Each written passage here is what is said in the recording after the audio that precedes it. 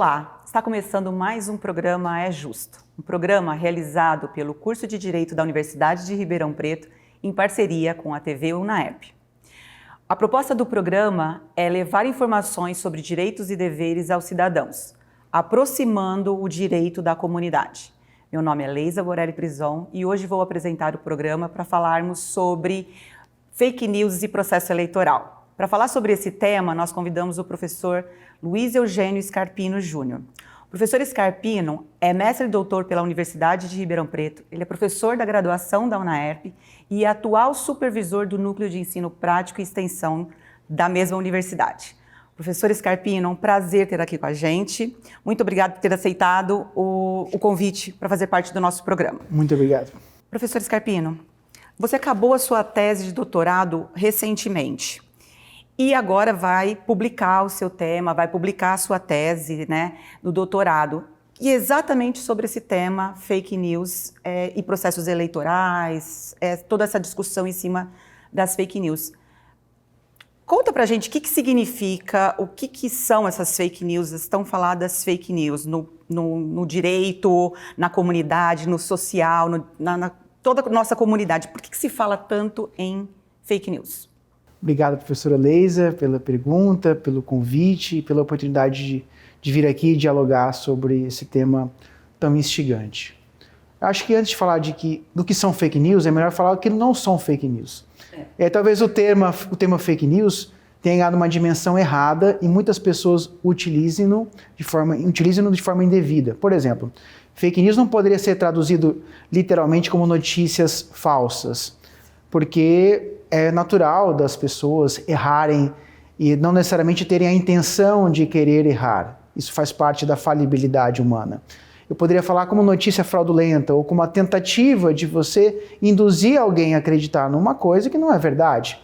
Eu posso fazer isso de várias formas. Eu posso fazer uma montagem, eu posso pegar uma notícia de 2020 e vender como se fosse de 2024. Enfim, a descontextualização é você tirar aquilo que poderia ser considerado como uma verdade factual. Óbvio, a ciência ela trabalha desde que o seu desenvolvimento é buscado, de tentar responder e ter respostas verdadeiras e buscar a verdade. Isso é muito difícil, mas a gente pode talvez alinhar para um ponto de dizer que são verdades factuais, aquilo que a gente consegue encontrar na realidade.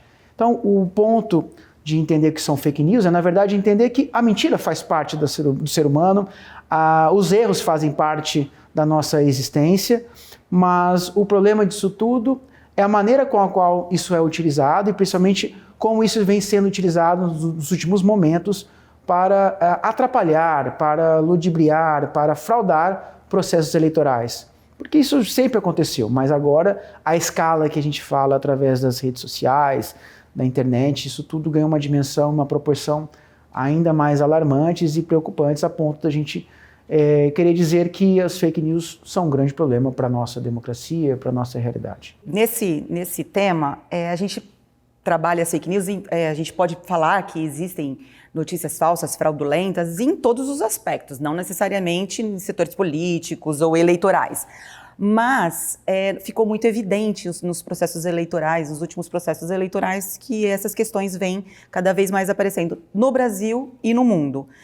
As fake news e os processos eleitorais, elas obviamente se relacionam, estão relacionadas neste momento da nossa democracia, da nossa vivência de processos eleitorais? Sem dúvidas. A gente vai pensar que o ser humano busca manipular. Quem tem poder busca manter o poder e formas de assim conduzi-lo, seja no aspecto econômico, seja no aspecto político. E as fake news, como você bem introduziu, elas podem e são utilizadas, às vezes, por exemplo, no campo da saúde, no campo da ciência, então através de indicação de tratamentos inadequados, através de teorias absurdas que ganham dimensão e algumas pessoas até compram, por exemplo, que a Terra não seja redonda, enfim. Então, isso parte de um ponto que deixa de ser um delírio despreocupante e passa para um aspecto de atenção quando as pessoas perdem a noção do que é a realidade. E é o fenômeno, inclusive, que nós conhecemos da pós-verdade, que as pessoas buscam acreditar naquilo que lhes convém. Esse é um problema. E o outro problema é o problema da falta de informação, falta de acesso a bons meios, a bons veículos, a descredibilização dos veículos de comunicação e de imprensa tradicionais. Isso tudo a internet, ao mesmo tempo que ela democratiza, que ela abre, é utilizada como um discurso para descredibilizar os meios de comunicação tradicionais. E como isso se relaciona com a democracia, com os processos eleitorais? Ora, é muito mais fácil ao invés de eu discutir políticas do que eu vou fazer, de quais são as minhas virtudes, de induzir alguém a acreditar que meu adversário praticou um crime, que o meu adversário ele quer fazer algum fato infamante com uma criancinha. Enfim, você criar historietas, você narrar situações, conduzir, romancear aspectos da vida que não são reais, para que as pessoas ou odeiem ou amem de forma excessiva, inclusive criando louros que as pessoas não merecem. Então, o problema das fake news vai muito além daquela mentirinha que antigamente se contava nas eleições, e uma pessoa conta-se a história que durante as campanhas eleitorais, cidades pequenas, pessoas eram contratadas para dar dentro dos ônibus para ficar contando, falando bem do político, ou falando mal do outro adversário, ou aqueles panfletos que você jogava de última hora das eleições, falando sobre que teu adversário praticou crimes A, B, C. Até ingênuo perto de hoje, né? Eram atos até meio ingênuos, próximos, né? Comparando do que a gente tem hoje, né? É porque hoje você tem as redes sociais, você tem esses comunicadores instantâneos, e as pessoas perdem a noção e às vezes se fecham numa bolha de conviver apenas com as pessoas que são iguais a elas, que pensam ideologicamente iguais, e perdem um senso crítico de diferenciar aquilo que é absurdo daquilo que é realidade. Então o problema da desinformação é um problema de que não se trata de uma mentira, de uma distorção, mas existe uma indústria, existem pessoas especializadas em quererem desestabilizar regimes democráticos através de uma construção de pautas de níveis de intensidade diferentes, para que assim você induza um político a ganhar uma eleição, outro a perder, ou você descredibilizar para um próximo processo eleitoral. Enfim, isso não acontece apenas no Brasil, não aconteceu apenas nos Estados Unidos, na Índia, Bangladesh e outros países mais, e faço parte de uma coalizão que vem estudando isso no mundo afora. E esses problemas da influência nociva da desinformação, da falta de atuação das redes sociais, dos provedores de aplicação, para combater e tomar medidas mais enérgicas, é um problema mundial, pela própria escala que a informação circula muito rápido, mas também a desinformação circula ainda mais rápido, e a sua contenção, os seus limites, é um grande desafio a todas as comunidades e principalmente aos regimes democráticos. E dentro da democracia, por termos uma imprensa mais livre e termos meios para... É muito mais fácil disso tudo circular, e para isso a gente vai precisar de regulamentação. Existem leis, existe alguma regulamentação, porque o caminho é esse também, né? A gente passou por uma revolução tecnológica sem que viesse junto com isso uma regulamentação para este caminho acontecer da melhor maneira possível dentro de uma sociedade. Então a gente tem alguma regulamentação, alguma lei que está sendo programada para regulamentar ou tentar dar limites para esse caminho não sei se punição, mas um caminho para a gente fazer da melhor maneira possível? Existem algumas respostas prontas e outras que precisam ser construídas. Respostas prontas desde antes das redes sociais, é o direito de resposta. Se você diz que uma pessoa fez alguma coisa que ela não fez, aquela pessoa vitimizada pode responder numa mesma proporção para desmentir aquela mentira, aquela imputação fraudulenta. Também existe a possibilidade hoje na legislação eleitoral de aplicação de multas. Em alguns casos, até mesmo pode ser considerado como atitude de crime eleitoral você usar de forma maciça a desinformação para prejudicar as eleições. Em outras circunstâncias, o Tribunal Superior Eleitoral já afirmou uma jurisprudência que o uso massificado, disparos em massa, para descredibilizar o processo eleitoral, para dizer que as urnas eletrônicas não funcionam, para dizer que a democracia deve ser derrocada, esse tipo de desinformação mais qualificada, inclusive, quem alegar isso pode perder o mandato. Sim. Isso já vem acontecendo, de perda de mandato e também da inelegibilidade, senomão, que significa a impossibilidade de você poder disputar eleições no futuro. Então, existem já algumas respostas já prontas, mas existem outras que precisam ser construídas ou estão em construção. Por exemplo, a regulação da inteligência artificial. Sim, das plataformas, né? A regulação das plataformas, né? Na Europa, isso já é realidade. No período que eu estive finalizando a minha tese doutoral na Itália, nós discutimos isso sobre a regulamentação dos serviços digitais, que na Europa já é uma realidade, e no Brasil ainda está engateando o projeto de lei 2630. Também a questão da regulação da inteligência artificial. Sim. Recentemente consegui encaminhar algumas propostas para o Tribunal Superior Eleitoral, elas foram acolhidas, para a gente limitar, por exemplo, o uso de deepfakes, que são aquelas montagens que parecem realísticas de candidatos ou situações que possam gerar no eleitor uma confusão, se não sabe se é verdade ou mentira. Porque hoje o incremento das tecnologias torna muito acessível a possibilidade de que a nossa cabeça, de repente, seja colocada no corpo de uma outra pessoa e a nossa voz seja trocada por uma voz muito parecida com a nossa para dizer coisas que nós não estamos dizendo. Isso em termos de áudio, em termos de visual, enfim. Então, existem algumas construções que estão em andamento. O direito sempre está um passinho para trás, mas nós precisamos trabalhar em dois aspectos. Uma, regulação em geral dos serviços digitais. Um segundo aspecto é a maior responsabilização dos provedores de aplicação, essas grandes redes sociais. Um terceiro aspecto muito importante, que ainda é pouco discutido, que é a educação digital, a educação midiática, para que as pessoas estejam preparadas para ter acesso a uma desinformação, aquilo que a gente chama de, um termo técnico, pré-banking, ou você preparar uma pessoa, ou inoculação. Olha, cuidado, vai vir mentira pela frente. Então existem técnicas da psicologia, eu estou pesquisando um pouco mais sobre isso, devo publicar em breve também um trabalho sobre esse aspecto. Técnicas da psicologia para você preparar uma pessoa para, ao receber uma desinformação, não cair tão facilmente nela. Isso independentemente, por exemplo, do nível de informação da pessoa em instrução. Pessoas muito cultas ou com muitos diplomas acabam tendo dificuldades, por exemplo, de diagnosticar a verdade da mentira. E dentro dessa perspectiva, então, assim, da regulação das plataformas, como é que o nosso direito, que não caminha na mesma dimensão, né, não caminha a passos largos como o mundo digital, com toda a tecnologia, como é que a gente consegue no direito, como é que a gente conseguiria, né, no direito que nós temos hoje, talvez, eu não sei se punir, mas chegar a um consenso de que existem essas fake news e elas estão atrapalhando, por exemplo, um processo eleitoral.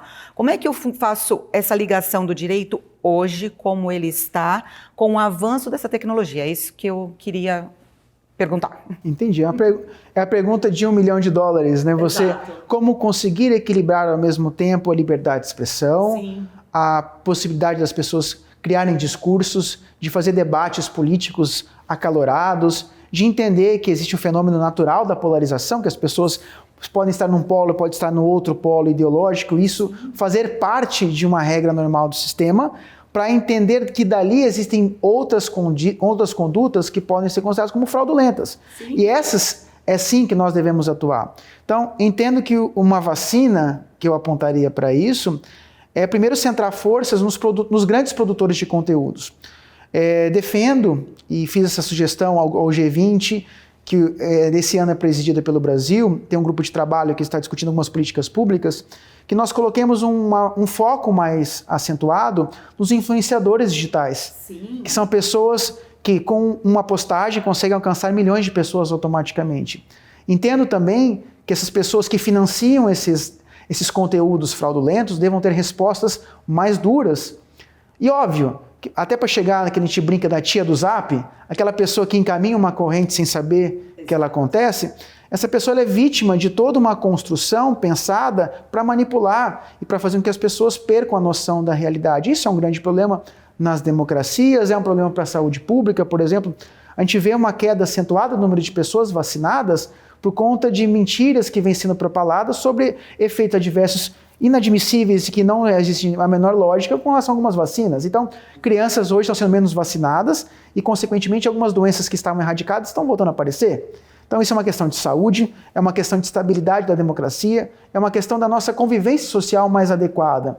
Entendo que as plataformas digitais, as big techs, que ganham bilhões de dólares, enfim, zilhões de reais para produzir conteúdos, para veicular propagandas, elas precisam ter maior pressão para que elas atuem também, ao ganhar dinheiro licitamente, produzindo seus conteúdos e fazendo com que comunicações sejam abreviadas de um ponto a outro, também de um outro lado, também ela tem a maior responsabilidade, é o que a gente chama tecnicamente no digital de dever de diligência mais adequado. Se você ganha com isso, você tem que tomar muito mais cuidados para você evitar situações como essa. Leia que, por exemplo, algumas tecnologias de inteligência artificial precisam ser brecadas para não criarem conteúdos, por exemplo, de montagens de candidatos a cargos políticos. Os Estados Unidos discute isso, por exemplo. O Brasil ainda está um passo para trás, mas também nós já criamos algumas proibições. Então o direito tem esse desafio de, ao mesmo tempo, de não conter o desenvolvimento tecnológico, de não limitar a liberdade de expressão, mas também não aceitar fraudes e tentativas de arruinar a nossa estabilidade democrática e a possibilidade de que as pessoas discutam política de forma lícita. Então, a partir daquilo que eu gosto, do que eu não gosto, não daquilo que eu não sei, porque eu fui enganado ou induzido a não gostar ou a sequer saber a realidade.